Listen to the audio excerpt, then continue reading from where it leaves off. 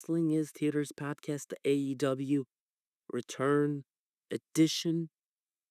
And we're going to kick off with talking about all the chaos that's going on in AEW right now and everything that's going on in AEW. TV is a bust. I've already gone over MJF and out of Cold storyline, probably never going to discuss that. But let's talk about the backstage scenarios. So Ricky Starks, for example, he's been out of the AEW landscape since March. March, which is the last match in AEW. Since that, he's been just out of the company. He's not been featured in wrestling. His last run was with Big Bill, and then before that, if you would remember, or Kenny Omega Gladys Dabber Gladys, they were having a feud with Ricky Starks, Big Bill, Chris Jericho, and Kenny Omega. Kenny Omega, the Golden Jets. That's what they call themselves, right? The Golden Jets, the Winnipeg Jets. I don't know what they were calling themselves. But yeah, something like that they were calling themselves. And Ricky Starks was prominent on television. And since March, he has not been because Puzzle is injured a little bit. And then it's like, then, recently he came out of the freaking, came out of GCW and said that I'm back. I just can't. Ricky Starks is big. I can just freaking sit at home and think that I'm not nothing. And like he came back is like, I'm back. I'm not gonna just sit at home and say that I'm nothing, okay? Like I am something. I'm something, man. It's like I'm in my prime. And he just went out and he cut out really good say that I'm fucking back in GCW and I'm back in wrestling to show that why I'm the best. And a few days later after his return, he was on Chris Van Vliet's podcast, and a lot of shit went out. He said that he doesn't know, he has no clue that why he was not back in AEW. It's been again since March. He's been out. That injury was not even that serious. Nobody reached out to him. He has no clue. And he just kept on discussing more stuff over there. He mentioned that a unknown wrestler. He didn't name any wrestler's name, but said that um when he was at Cody Rhodes, you guys remember this? There was a freaking n- you know camera footage of that, and Cody and Ricky Starks was there, and some unknown person in the company, a wrestler in the company, said from AEW, "Man, it's such a bad look for the company. What are you doing?" It's like it's not my fault that somebody took a shot, which is true. And it just went which didn't even show up on television. He just went to meet people, and that's kind of the thing that did CM Punk. When CM Punk went back to meet the people in WWE, they said that the word betrayed was used. Yeah, indeed. Ricky loves Punk as well. Ricky Starks, I think, loved working with Punk. Quite elevated from that of it. They run into collisions about some good stuff. Alright, Ricky Starks ends up, getting his lean and says a lot of shit. He says that, um, over a year ago now, when Adam Copeland first showed up in AEW in his first few weeks, there was an incident at Collision, which, anybody could tell back to it that whatever their segment was Adam Copeland stuttered his way into that cycle. It's like it felt a bit hokey, it felt cringe, it felt so passe. It didn't feel because I felt, and it came out that Adam Copeland was pissed. It sounded like he was pissed that he literally tried to bury him. He called him a vanilla midget. He couldn't even spell it right. Couldn't stuttered. Couldn't flustered. But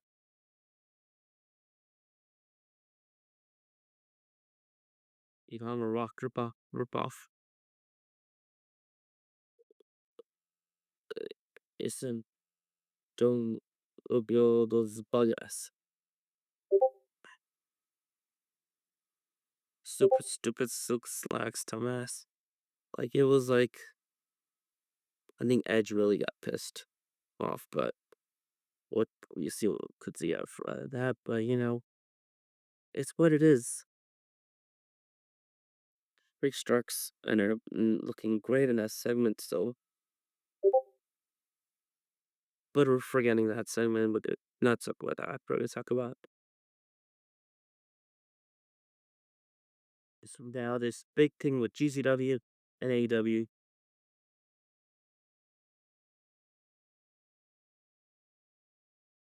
And there's scenarios where AEW is now a part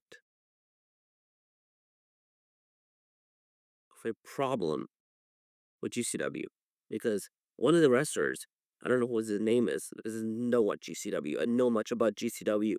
Don't watch it, but one of the guys over at GCW said that said remarks about Tony Khan and stuff and AEW and how their business is done. That got him pissed off totally, probably to end their partnership with GCW. AEW and GCW's partnership's over, so wrestlers that from now onwards are not allowed from AEW to appear in GCW. And Ricky Starks was meant for a match, I believe with Matt Cardona, I'm not sure, but and he was pulled from that. And I think shit's about to stir down with him for sure, because first of all, you don't. First of all, he's sitting at home. He just doesn't want to sit at home because you're not. He gets nothing. He gets no information about why they're not calling him enough and why they're just making him sit at home and do nothing. Because that's what he's been doing. Nothing. Like legit, he's been doing nothing, and that sucks. Though what he was doing, nothing. But you know what? That's just part of the business. Sometimes bookers don't have something for you to do, and even though you might have a lot of talent, you're not the talent they're looking for. And again, there's a belief there themselves in Ada would think that he's going to sign with WWE, so why make him a star? Why push him? So kind of fucked him up more a bit. Instead of like really messed up Ricky Stark in his IP here. Like Ricky Starks could have been top star for AEW, one of the top guys. There are moments that could capitalize, but they didn't. And yeah, and then he's literally at home doing nothing.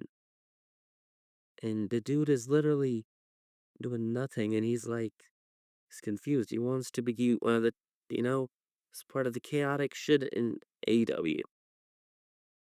And he doesn't get to be in this GCW shit where he gets pulled away from when he wanted to return to wrestling. And now he gets pulled away from what he wanted to do because he's associated with AEW. Yeah, he's fucking leaving AEW. He's out. He's freaking out of there because they literally, first of all, they didn't contact him. They don't say anything. He's been literally off AEW television since March. That's a long time now because we're ending the end of the year. So most of this entire year, he's been literally out of action. He's not shown his face on AEW. He's not been on AEW. The GCW situation gets worse more. Their partnership with AEW ends for sure. But all I'm gonna say, it's stupid, but it's what it is. Or another top two free agents, Lucha Bros, the Penta himself, and then freaking Ray Phoenix. Which both of them, Ray Phoenix, because Ray Phoenix has some good stuff in AEW. The one the match with Kenny, and New Year's match in 2021, nearly 4 years ago. Some great stuff. Ray Phoenix and Penta have been a big standout tag team for AEW. One of the big tag teams in AEW, really representing what AEW belongs and what they're really about. But recently, for the past couple of years, I feel like their stock has been a bit down the train. And it's not a good thing to see when your stock is down the drain. It's not a good thing ever to think about that. Their stock's damn near down the drain. And it's like I'm not seeing them that much. They're still big Asians, and I think Panda's being rumored for a match with, I believe, who gonna get his name right, but I'm gonna say maybe somebody, I don't know. But he's been rumored for a match with him.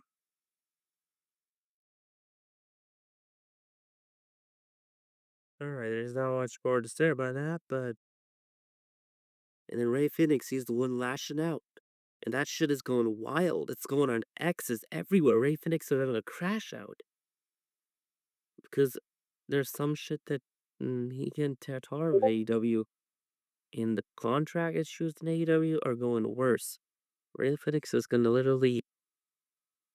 So we have the topic that's up here is Bryan Danielson's future, which may mention the end, but we're still gonna mention it. And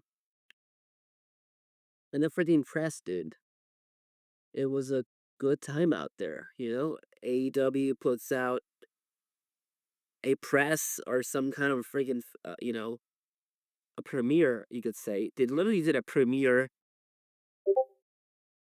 It felt like when you're on a premiere of a big a hit show or movie. That's what they did. Really, AEW did a big premiere of their upcoming show. All in Texas, and it was quite a hit in my opinion. Really, like Tony Schiavone was really talking some stuff. You know, but there is a problem with the product with AEW right now, big time. The product for AEW right now is god awful, really, because nothing will really make sense except they're having. I mean, it is god awful because it's not doing good. The women's division is par none, not doing that well in my opinion, but digress. And there's a lot of stories that don't make sense about AEW really. The product, like AEW, is not hot right now. It's not even hot. It's not firing on cylinders. In the summer, I could say maybe it was, but right now it's really par none, not doing anything well. They're in a downgrowth grade. I don't know. So forget anything I just said about AEW because yeah, the product sucks. The 2024 hasn't been the worst year of AEW. And when we need to be real to ourselves, need to be just if we really need to talk about this, we get into points that we say literally 2024, the fucking worst year of AEW with the existence of AEW. In terms of product, in terms of just empty seats, empty arenas, you know, it's been terrible in terms of everything. But that's another topic. The topic I'm here to discuss is going to be part and not, discouraging AEW, not saying that, oh, AEW is all shit and I hate AEW, but, I love AEW. And that's what this premiere was all about. So we're going to discuss this premiere properly again with you. It's going to be, so it was Bryan. I'm right. Tony Schiavone kicked it off. And he comes out talking about shit, and then Eric comes out that bring out Big Boon AJ and Big Justice. Oh, the Rizzler couldn't come there, but so Tony Schiavone is like the promoting first. I believe it was Conrad Thompson. I'm not sure. But again, Conrad Thompson, a big part of the freaking All in 2018, where he started the fight, where he started Starcast, and just bringing it back with a lot of nostalgia acts in between. Which was like, well, why I'm here, I'm nostalgia myself, and it's like it was a good time to watch. The audio was fucking bad. I don't know what was going on in the AEW audio system and what they were doing in the production. That audio live stream was terrible. Like the audio was god awful bad, but it was a great premiere. Tony Schiavone really says a lot of shit about why AEW is so good, and like why is this so great? And again, we had freaking Big Justice and Big AJ, Big Boom AJ, whatever, and which I really thought it's gonna be a not no future thing they're doing with AEW, but yeah, they're gonna be latched on in AEW apparently, so they're not probably gonna be doing a wrestling thing, but still, it's just a one-off thing to get them, you know, but I would say both of them probably are much nicer people than freaking Logan Paul's, but still,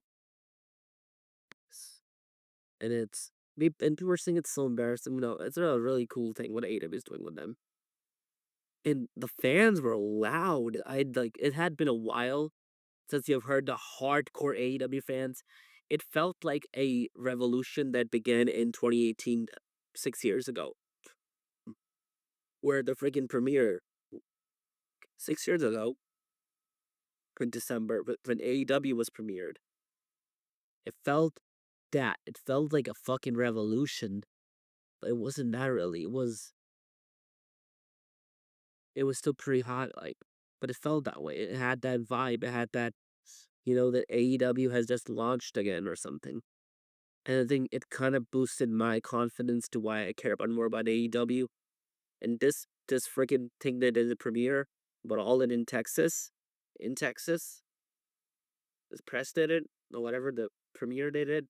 Loved it. It was the fans were loud, man. The fans were into it. They were having fun. They were doing this all shit. They were Big Boom AJ and the stuff. They were really cool. And they're just saying, bringing positivity in the world just in general. And and the Rizzler was on there, but Rizzler was appreciated. And then having Tony Khan there, where Tony Khan really, you know, taught and what he taught on this company, and him being passionate about shit. The fans are crazy about it, and the fans really love this thing like no other. And Bobby Lashley being having fun with it, and Swerve and their little dynamic they had, which was the storyline dynamic, but they kind of put it outside kayfabe, blurred the lines a little bit. It's probably still like planned what they were gonna do, but still, I love their little thing they did on that show, and more to it, man, more to it. And AEW really um well showed us that we're not fucking dead. Oh, people might think that yes, our ticket sales are down, but the fans came out and they showed us, even me, for example, like anybody who has been really shitting on how AEW is bad, and they showed us that we're here to stay, and the fans were damn loud for everything. And to Tony Khan, to then Bobby Lashley did Swerve, where he said that it hurt people, and then and then the crowd is so loud. They're literally interacting with Bobby Lashley, and they're singing this song, they're singing "We Hurt People," and then the other one is so Swerve. They're seeing Swerve, like, oh, this is whose house, Swerve's house. And it's like, well, I hurt people. It's like, Bobby, you hurt people, I kill people. And that's such a cool dynamic they did there. Really loved everything about that dynamic, but God, what was, this was some fun, man. And then you have Thunder Rosa, where she's all, getting the Texas crowd, the old school vibe of her, the Hispanic Texan Mexican kind of thing, like where they're, getting that vibe, and like Thunder Rosa there. She looks like a character from a cartoon with like she's like she could be a real life something like that. She does like a Hispanic heritage. She really brings it on in AEW. And her heritage is really out there. She's like, bring your papas, bring your mamas, bring your abuelitas, whatever it is, bring everybody. And it's like, oh shit, okay, that's pretty hard for sure itself. And you know what? It was a good time. She just riled up the crowd. The crowd was getting riled up nonetheless, but still. And then you're friggin' Darby Allin, which I think that's closed up, right? They're gonna have which one I had earlier. Bryce Danielson. And I put a thumbnail out there. And the thumbnail you could see that's pretty much, it's the truth. What's up with his hair? Bro has cut down his long luscious hair, and he's looking good, looking fresh, looking in retirement shoes, and you know,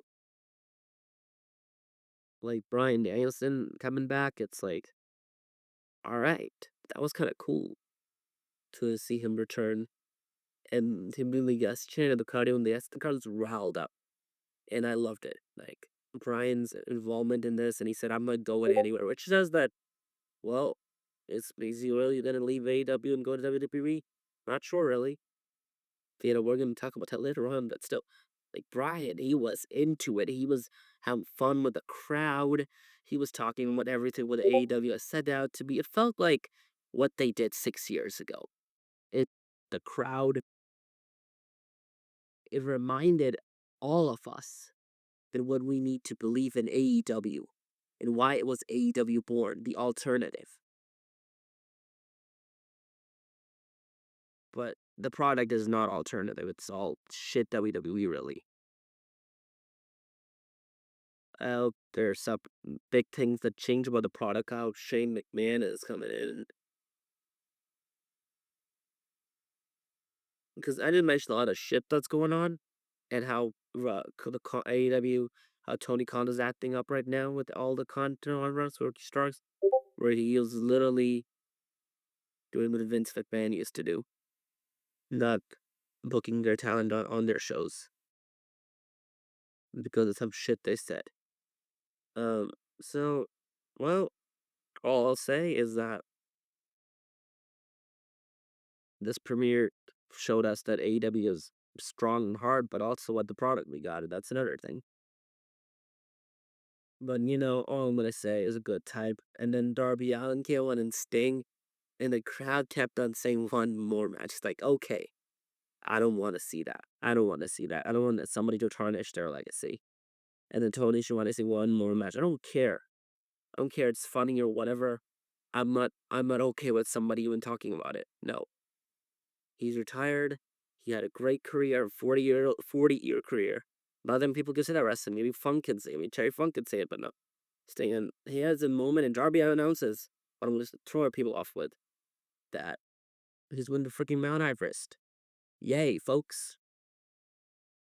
Slap the leg on the height. I don't know what the fuck I've said. But, yeah, Darby Allin's going over to Mount Everest. And all I'm going to say, not that many people survive off Mount Everest. So if he does, good on the dude, he survived. We didn't lose Darby, but I hope he's safe or something because it's goddamn dangerous. And he said it like, I might die or something, whatever. But I'm gonna climb Mount Everest. Um, which was like, okay, he's gonna do it before going for returning to All in Texas. Next year he's doing it around summertime, so cool on him, man. Cool on him. And then Tony Khan is rattling up the crowd and hugging the crowd again. I'm gonna say the premiere was all about or the message of AEW was, and what the fans brought back the message. Not generally the people. They were doing well. They were doing a lot of good stuff over there. The wrestlers, all of the literally the stars over there in AEW, they were doing big stuff there. But the message was sent out loud there. Yeah, we didn't get the originals, and they had a Cody chant, but they were like, Cody's gonna really show up. Yeah, ain't no fucking way. All right, that's gonna be it. Wrestling Tears podcast. We're out.